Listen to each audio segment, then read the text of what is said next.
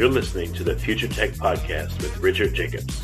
Future technologies such as artificial intelligence, stem cells, 3D printing, gene editing, Bitcoin, blockchain, the microbiome, quantum computing, virtual reality, and exploring space are much closer than you might think.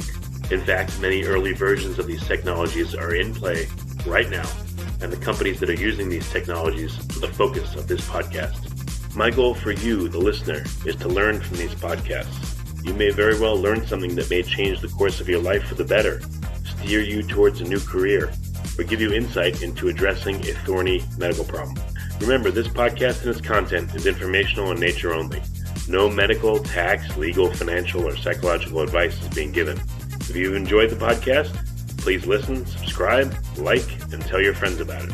Thank you.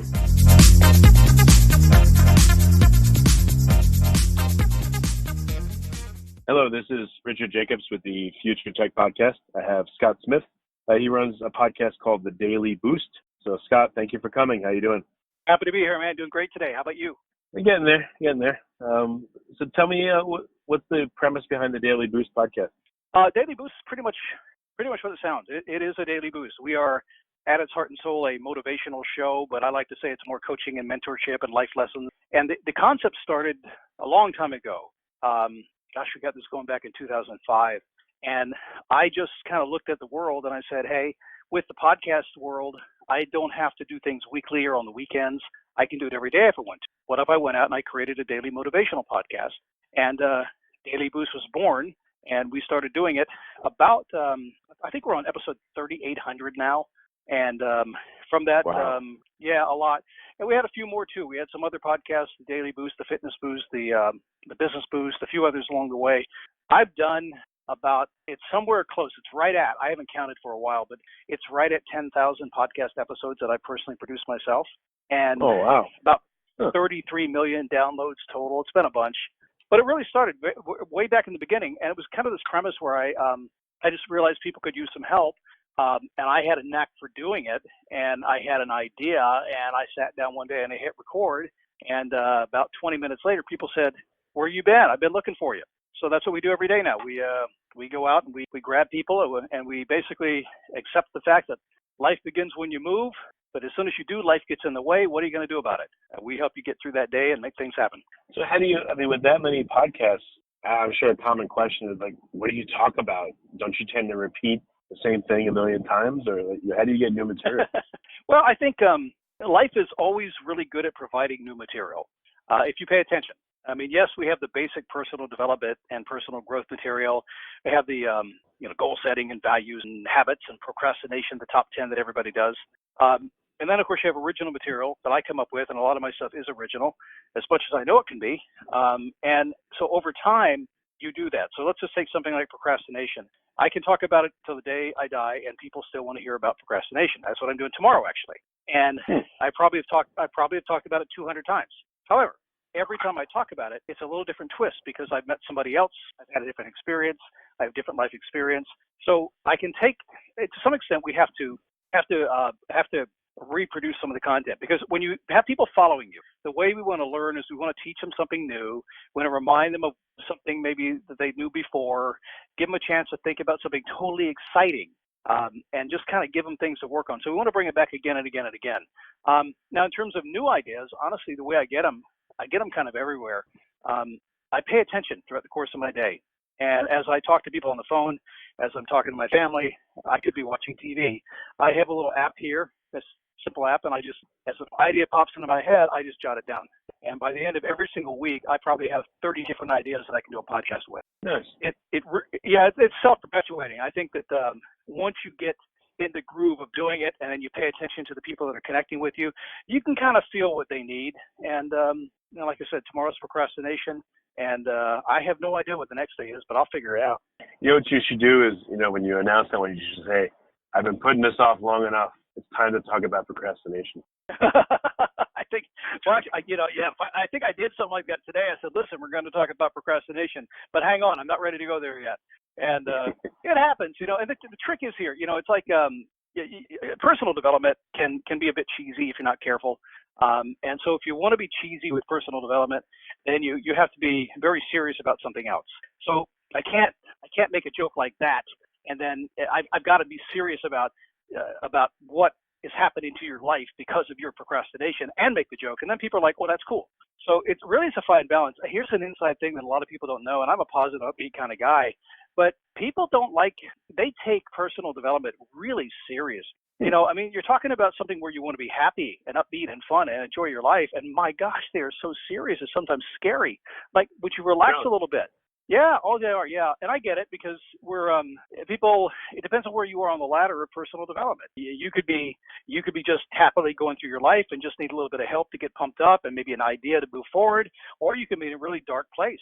Life could be falling apart and you need to get through it. You could be having a depression or anxiety. Maybe something just happened in your personal life and it's dead serious to you. Maybe you need a job tomorrow and you can't find one. You could be a personal development junkie, just loves it, and and that's kind of me. I like going to those kind of events. I like being around those kind of people. I like that stuff. It's kind of cool. You could be the kind of personal development junkie who does nothing but go to events and never uses what they've learned. So my job is to kind of understand that we're all on a different path, and depending on and giving that I have a general interest podcast in personal development, my job is really to kind of really thread that needle of where most people are that day. And I can't do it entirely, but I get pretty close to it. It's an interesting world, having done it now for as long as I have. I've learned a bit about it because I've been from here to Australia and back. It's really has driven me in front of so many people. I never expected to do it, and I've done it, and I'm looking at it going, wow, this has been a crazy ride. Yeah, no, that's fantastic. So, I don't know, what are some of the major areas in personal development that you've explored? Maybe people aren't, maybe it's obvious. Maybe. Well, it depends. I mean, the people explore, the people need. It's the obvious stuff. I mean, people are always looking for, like I said, procrastination. Or earlier last week, we were talking about habit forming and breaking habits. People want to talk about the law of attraction, and last week I was talking about this habit about how to do things, because successful people always have successful habits. They always do something successfully. They do the same thing pretty much every day. And I do that. And so they always want to talk about that. So what I said was this, thoughts, the most powerful thing that we have in our world. Thoughts really begin everything. And lots of people have thoughts and they don't move into the next step, which is action, which we hear all the time. You got to take action. But once you get the thought and you get the action, right, and you figure out what's working for you, you should lock that in place as a habit. And all of us have habits. Every one of us do, all day long, every day. Some of them are bad, some of them are inconsistent, some of them are good, and some of them are very consistent. But once you get to know what's working for you, essentially you've had the thought, you know the actions, you get the habit.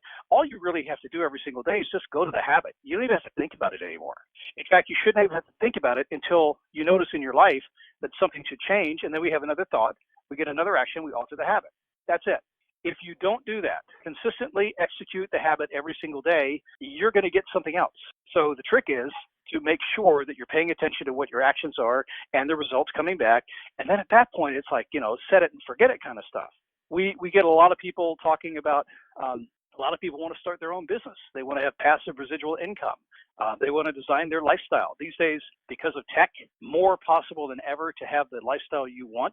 If you think it through a little bit, there's not been a time that I know, in my lifetime certainly, where you can literally say, I just don't want to work for somebody else. I have an app. I'm going to go drive for Uber and make my money. And when I'm done, I turn it off. This has not happened before. Airbnb, all the things out there you can do. So people are really interested in that now, but they don't have the entrepreneur mentality. They don't have the self-confidence. They don't have what it takes to say, well, wait a second, how do I walk away from what I've been told to do my entire life and take advantage of this gig economy we have now that is really beginning to drive the whole economy, everything in a big way. I spend a lot of time talking about that because it's pretty obvious. We get to a point of self-activation when we have our basic needs covered, like Maslow's hierarchy of needs talked about so long ago. When we have those things covered and we work through the process, we take care of our home, we take care of ourselves, we can eat. When we have all that taken care of, only then can we step into the next level. And a lot of my job is to kind of catch people at that, where they are, see where they are along the hierarchy, and then help lift them to the point that they're fully activated. And at that point, that's when dreams come true, when goals can happen. And when they want to do that, now we have to take them from a state of, well, gosh, I'm feeling pretty good, but this is my dream. We have to build the confidence and help them move to that. And that's kind of a higher level of work. It's where I think I spend about 80% of my time there. That's my focus. I don't tend to focus on the basics. I let somebody else do that. I rambled on a bit. I don't know if I got your question answered. No, it all makes sense. I'm just thinking about it. So, well, I guess, there's different levels. There's the basics of, here's the basics habits you need in order to start lifting yourself up and having a better life. But I guess you're at the point where, all right, you've done some of that. Now what do we do from here? How do we go to the next level? That's what it sounds like. Right. Well, yeah. So we get to that point. So my job, utilizing some tools that I have, I do neuro-linguistic programming, NLP. I have hypnosis training, and I have a lot of experience. So that takes me in the ability to understand how the communication pathways work in the brain. I understand how to communicate with you in a way. Could be verbal, could be through color, could be through my voice. I understand how to move you through a process using conversational hypnosis and neuro-linguistic programming to open you up and move you down that road. So lots of times when people are blocked, this is what I do that's different than maybe a life coach does. I'm not a life coach. I'm a guy that does transformation. That's my job. I have to transform you from here to there. So when people come into me, my job is to use those very specific tools to understand where they are and really, frankly, without them knowing it, kind of move them and open them up into a direction that will begin to get them confident to get what they want. So they know what they want and they'll go after it. When we get to that point, it's a little bit of motivation, inspiration, a little bit of hugging them, making them feel comfortable, and a lot of strategy. It comes down to that because, when somebody says, gosh, I know what I want to do, first thing they're going to say is, how do I do it? And so we have to have that tool set that says, okay, here are the steps to get this done. This is what you want to do. Now, I'm not saying I can help with everything, although sometimes I think I can, but I learned a long time ago I don't try to. But what I do know is this. Like a business consultant can come into any business and, 90% of the business is going to be the same, maybe 95%. So I can go into any business and pretty well know the people and the systems and the processes, and I understand what's happening. I just have to take a little bit of time to learn the nuances of the business. Well, people are like that as well. So I can bring them in, help move them forward, begin to get them to the point where they are at this point activated, and now give them the strategies that it takes to get whatever they want in life, and I stay with them. A funny thing, people ask me, most of my coaching clients are entrepreneurs, and they say, what do you do with those people? I say, well, I provide emotional and strategic support for entrepreneurs. And what that means is that they're running a business, they are fighting the fight every single day. Sometimes they need some help with strategy or investing, or they're negotiating a lease. I jump into those worlds. Or sometimes they're fighting with their wife, and I got to keep them married for some. I've got to calm them down and give them communication skills so they can stay married, and they can also negotiate with their staff and not blow the whole thing up and get them through the process. I've kept many people married. I really have. And what was required was they had businesses they were running, and so the business background, the science background of being able to keep them on track and understanding the relationship part of it too is a huge part of what I do. And I don't think I'm unique in that, but maybe a little bit. I'll take a little bit unique. So where do people have the struggle? Is it the initial steps on what they're trying to work on, or is it they're in the thick of it and they just get bogged down by something that's happening to them? Like, what have you noticed about the journey of doing something? I think it's twofold. I think there are two kinds of people. I think everybody has a struggle about how to get going. They all have the struggle to decide to get clarity. If you go back to the Stoics back in 300 BC, Aristotle time, you go back then, and what you will see is that clarity is pretty much the key. If you don't have clarity, you can do nothing. And so, and the second step, really, action. You got to take action. So I think most people have a hard time getting clear about what they want to go after. They cannot define the goal. They can't define the vision. If they can, they're so afraid, it's convoluted, they can't get there. So this is everybody has this problem, but there is a point where they don't have that problem. I don't personally have that problem. I have a lot of choices, and I have to look through those choices, but I have no problem getting clear about what I want to do. And so I go right there. So I have two people I work with. I have the people that just don't have any clarity, can't figure out what they need to do, and we got to work through that. That's the biggest stumbling block. Once we get them through there, it's much more tactical and strategic. It's much more about exactly what do I do. So to your second point, that's where they get bogged down. So we get them through clarity, we could usually get them started. Once they get started, they're going to get bogged down multiple times in the course of building a business or just accomplishing any goal. So I think they're both equal. Hardest one is get people moving. And depending on what they're trying to do, they're going to get moving anyway. They're going to do what they want to do. They're going to fall in their own routine. I don't believe that they need my help or anybody else's help. I think if you live a good life and you get out there and you read some books and you interact with people and you pay attention and you have a willingness to be coachable and teachable and a willingness to change, you'll get through everything in life on your own. All I do is kind of help accelerate it and help kind of give you a framework to work within while you do that process. So yeah, it's both. It's just how do I get started and how do I keep moving. In fact, one of my first programs I created was called Start Moving, Stay Moving for that reason. Okay. Yep. So it's equal. Well, what's the difference though in starting to get going versus getting bogged down and then, restarting or getting yourself out of the mud?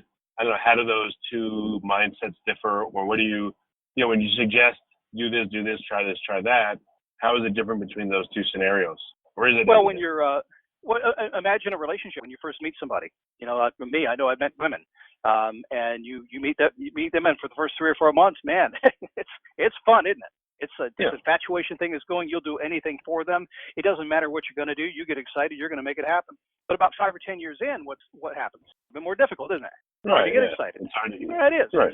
So it's the same thing with starting a business. So what we have is this: when people start, not a business, but anything, when they start out, once that idea hits, once they're inspired, pow, hits my brain. See, I don't do it. I try. Inspiration is a catalyst. I use a catalyst which will inspire. I guess I'm missing words here, sort of, but inspiration is what gets you going. It gets the mind going. Now, some people move from inspiration into needing motivation.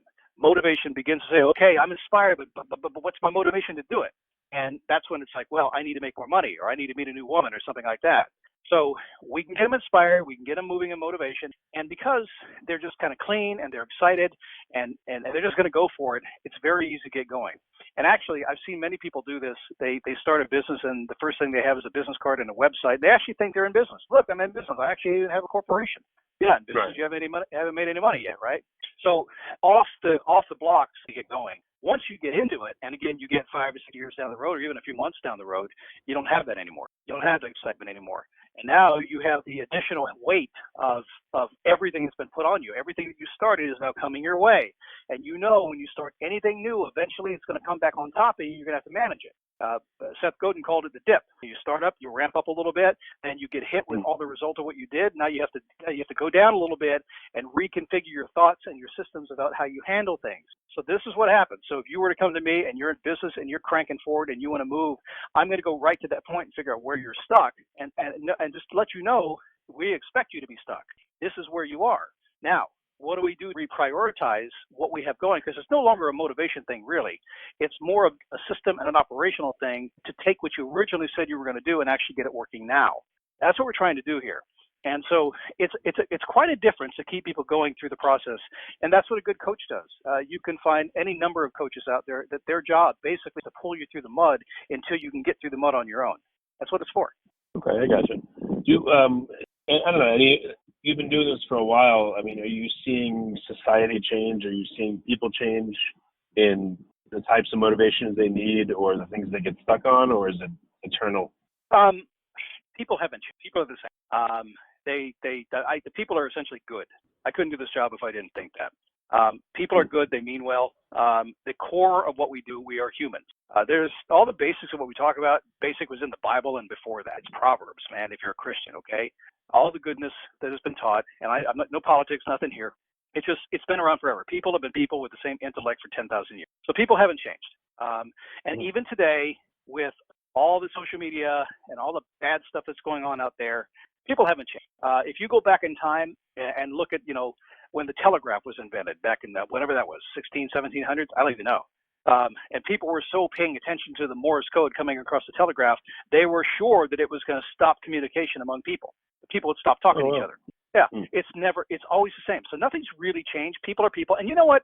I'll share some with you because, I can be a news junkie. I pay attention to the world. I observe the world. I get a kick out of all the stuff that's going on. My training and my experience lets me kind of see between the lines, and I don't worry about things too much because I see it.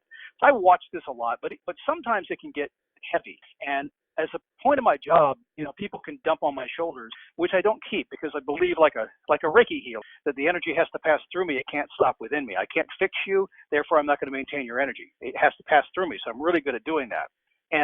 But every now and then I'll be like, man, these people have changed. It's a rotten world these days. This is crappy. I was saying that, yeah, and I'll say that sometimes because I think I like to live in the real world and let people know that, yeah, I feel it too. Sometimes it does suck, okay? A couple months back, actually it was a year ago now. It was a year ago. I live on a farm. I have 12 acres. I've had the farm 2.5 years. It's an equestrian community. My wife said one day she wanted to have an alpaca business. So we launched So I've got a 2,500 square foot barn. I've got 7 or 8 alpacas back there. I got a couple babies on the way now. We'll have 20 within about a year. So I've never done farming before. I've never had animals. So I come out here and I'm building this place out. It's a beautiful home and a beautiful property.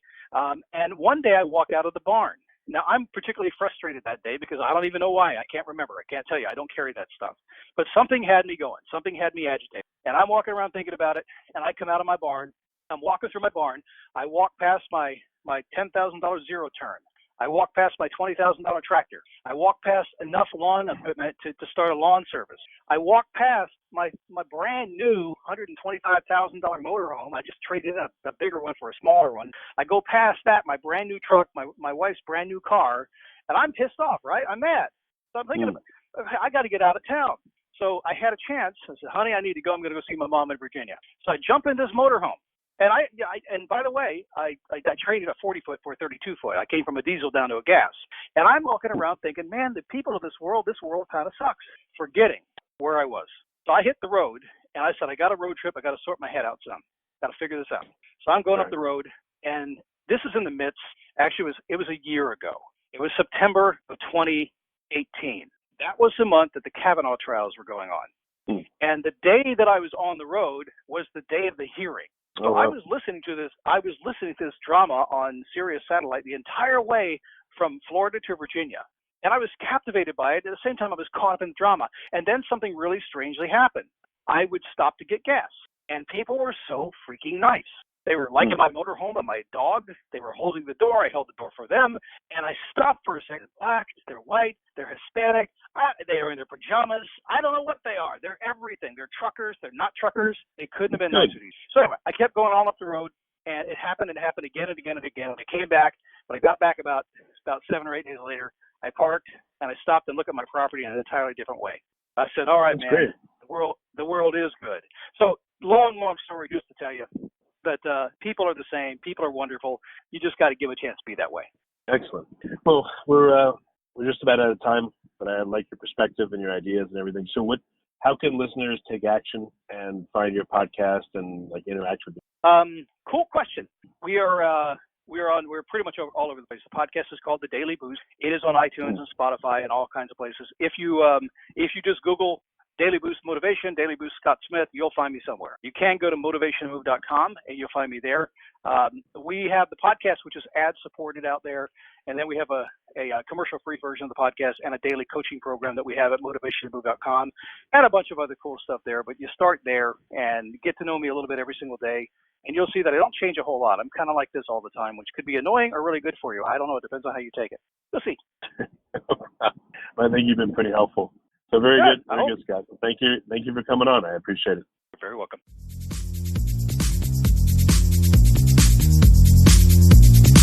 You're listening to the Future Tech Podcast with Richard Jacobs.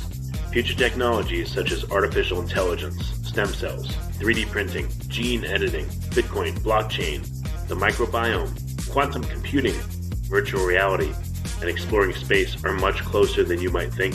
In fact, many early versions of these technologies are in play right now, and the companies that are using these technologies are the focus of this podcast. My goal for you, the listener, is to learn from these podcasts. You may very well learn something that may change the course of your life for the better, steer you towards a new career, or give you insight into addressing a thorny medical problem. Remember, this podcast and its content is informational in nature only. No medical, tax, legal, financial, or psychological advice is being given. If you've enjoyed the podcast, please listen, subscribe, like, and tell your friends about it. Thank you.